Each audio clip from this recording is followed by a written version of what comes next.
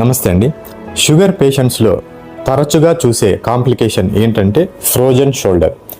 ఈ ఫ్రోజన్ షోల్డర్కి ప్రధానమైన కారణం అన్కంట్రోల్డ్ షుగర్ లెవెల్స్. అంటే షుగర్ లెవెల్స్ ఎక్కువగా ఉండడం వల్ల ఈ జాయింట్లో ఉండే ప్రోటీన్స్ ఒకదానికొకటి అతుక్కొని పోయి జాయింట్లో ఉండే గుజ్జు అనేది పలుచగా ఉండే బదులు గట్టిపడడం వల్ల జాయింట్ మూమెంట్స్ అనేవి చాలా కష్టంగా ఉంటుంది. అంటే జాయింట్ మూమెంట్స్ అనేవి రిస్ట్రిక్ట్ అయిపోతూ ఉంటాయి అన్నమాట. ఈ ఫ్రోజన్ షోల్డర్ లక్షణాలు ఎలా ఉంటాయంటే స్టార్టింగ్లో నొప్పి అనేది చాలా తక్కువగా ఉంటుంది, క్రమేపీ అది పెరుగుతూ పోతూ ఉంటుంది నొప్పి.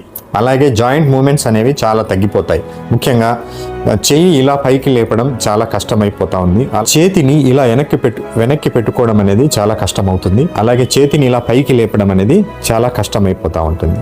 దీనికి చికిత్స ఏంటంటే ప్రధానంగా షుగర్ లెవెల్స్ అనేది కంట్రోల్లో పెట్టుకోవడం అనేది చాలా ముఖ్యము. అలాగే ఎక్సర్సైజ్ లేదా ఫిజియోథెరపీ అనేది చాలా ఇంపార్టెంట్. ముఖ్యంగా 5 రకాల ఎక్సర్సైజులు అనేవి చేయడం వల్ల మనము జాయింట్ మొబిలిటీని ఇంప్రూవ్ చేయవచ్చు. అలాగే ఫర్దర్గా కాంప్లికేషన్స్ రాకుండా చూసుకోవచ్చు. ముఖ్యంగా ఫస్ట్ ఎక్సర్సైజ్ ఏంటంటే చేతులు ఇలా పెట్టి ఇలా తిప్పడం. 1 2 3 ఇలా తిప్పడం. అలాగే చేతిని ఇలా స్ట్రైట్కి పెట్టి గోడ వైపు ఇలా పెట్టి 0 చుట్టడం. ఇలా చుట్టడం. అలాగే చేతిని గోడ వైపు ఇలా పెట్టి ఇలా పైకి వెళ్ళడం, మళ్ళీ కిందికి ఇలా రావడం. అలాగే మనం పాతకాలంలో బావి నుంచి నీళ్లు తోడతాం కదా, అలాగా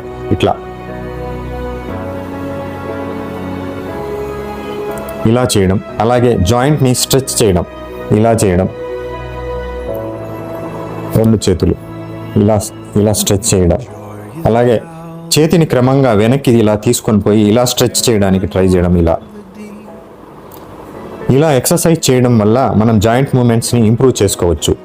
ఈ నొప్పి తగ్గడానికి చాలా మందిలో కొంతమందికి 6 months పట్టొచ్చు, 1 year పట్టొచ్చు, 2 years పట్టొచ్చు. పెయిన్ కిల్లర్స్ లేదా నొప్పికి వాడే టాబ్లెట్స్ అనేవి కొంతకాలం మాత్రమే వాడాలి. ఎక్కువ రోజులు వాడితే అవి కిడ్నీ మీద ప్రభావం చూపే అవకాశం ఉంటుంది. నొప్పి టాబ్లెట్స్ కొంతకాలం వాడుతూ ఫిజియోథెరపీ, ఎక్సర్సైజ్ అనేది చాలా ఇంపార్టెంట్ అనేది. అలాగే ఈ ఫ్రోజన్ షోల్డర్కి ఇంకా ఇతర కారణాలు ఏంటంటే థైరాయిడ్ ఉండడము, హైపోథైరాయిడిజము, పక్షవాతం వచ్చిన వాళ్ళలో ఈ చెయ్యి మూమెంట్ తక్కువగా ఉంటుంది కాబట్టి ఈ చెయ్యి ఇలాగే ఉండిపోవడం వల్ల వాళ్ళలో కూడా ఈ ఫ్రోజన్ షోల్డర్ వచ్చే అవకాశం ఉంటుంది. అలాగే ఏదైనా చేతికి సర్జరీ చేసినప్పుడు ఎక్కువ రోజులు కదలకుండా ఉంచడం వల్ల ఈ ఫ్రోజన్ షోల్డర్ వచ్చే అవకాశం ఉంటుంది. అలాగే పార్కిన్సన్స్ అనే డిసీజ్లో కూడా వచ్చే అవకాశం ఉంటుంది. షుగర్ లెవెల్స్ కంట్రోల్లో పెట్టుకోవడము, ఎక్సర్సైజ్ చేయడము, ఫిజియోథెరపీ చేయించుకోవడము అనేవి ఈ ఫ్రోజన్ షోల్డర్కి ప్రధానమైన ట్రీట్మెంట్.